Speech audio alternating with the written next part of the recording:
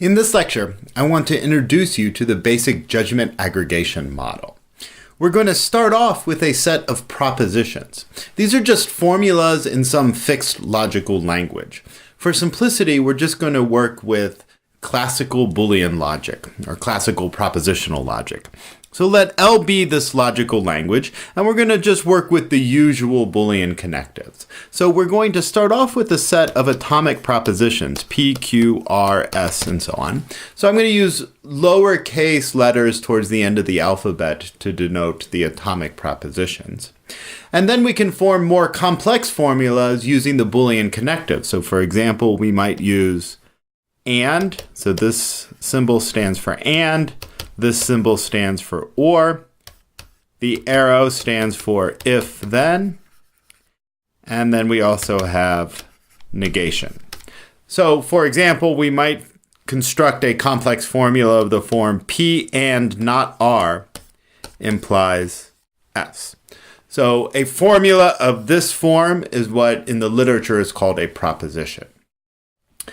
Next, we need a notion of consistency. And here we're just going to adopt the usual standard notion of consistency, where a set of formulas or a set of propositions, phi 1, phi 2, up to phi n, those are said to be consistent if we can find at least one way in order to make all of these formulas true at the same time. So we're just going to use the standard notion of consistency. And in fact, what we really need out of this notion is just the following.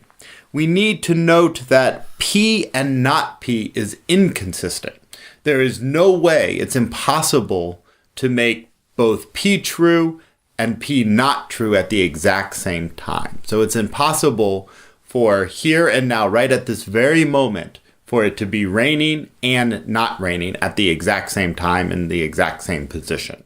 So that's what we really need. So we need this notion that P and not P is inconsistent. We need all subsets of a consistent set are consistent. So if you have a set of propositions and that formula, that set rather is consistent, that means in particular all subsets are also consistent. And we also need that the empty set is consistent. That's just for trivial reasons. And each set which is consistent must have a consistent maximal extension. You can always extend a consistent set to a maximally consistent set. So a set is maximally consistent if it's consistent, and if you add any other proposition to it, it becomes inconsistent. This is more of a technical property that is not crucial for all of the theorems, but I'll just highlight it. The key notion for a judgment aggregation model is that of an agenda. And intuitively, the agenda is just the set of propositions that are on the table, the set of propositions that are under consideration. So it's going to be a non-empty set of propositions. So we're going to take, so we have our logical language, and we're going to take a few of those propositions, and those are going to be the propositions that are under consideration, that we're asking our voters to report judgments about. And this is what we want to assume. One property we're going to want to assume is that X is actually the union of proposition negation pairs. So the idea is that we have the agenda, so we identify the agenda, and then we have each of the voters, and the voters have to accept some of the propositions in the agenda. So what we're really trying to model is that for each proposition in the agenda, the voter needs to decide if the voter wants to judge the proposition as being true or being false. The way we're going to model that is the voter either accepts the proposition P or accepts the proposition negation P. So we always assume that our agenda is negation closed. For example, we talked about the discursive dilemma or the doctrinal paradox. The agenda for that paradox is A, not A, B, not B, A implies B, and not A implies B. So our voters look at the agenda and they decide which of the propositions in the agenda that they want to judge to be true.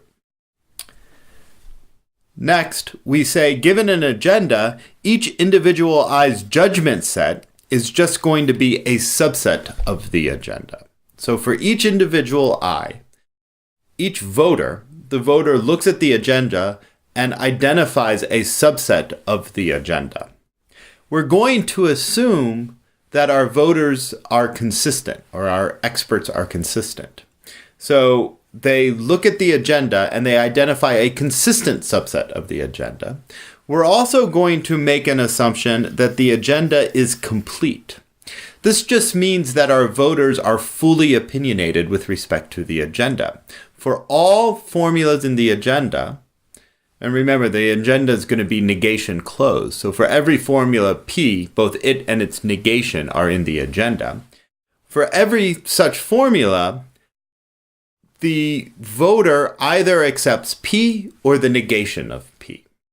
So this is a opinionated assumption. It means that our voters are maximally opinionated, and we also assume that our voters are consistent.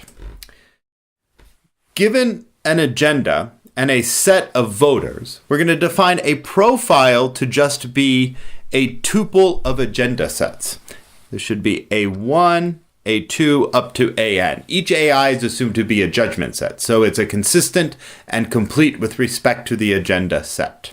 An aggregation function, or a judgment aggregation function, is a map from profiles to judgment sets. So I'll write f of A1 up to AN to denote the group judgment set. For example, we might define a group aggregation method proposition-wise majority voting. So f of A1 up to AN, once each of the voters identify the subset of the agenda, then we're going to accept all of the propositions such that more voters accept P than not P. So we look at the set of all voters such that P is in their agenda set. So P is in their judgment set, rather. So look at all voters such that P is in their judgment. We count how many there are. And there have to be more voters that accept P than voters that accept not P. So here, note if P is not in AI. Since we're assuming our judgment sets are complete, this means that not P is in AI.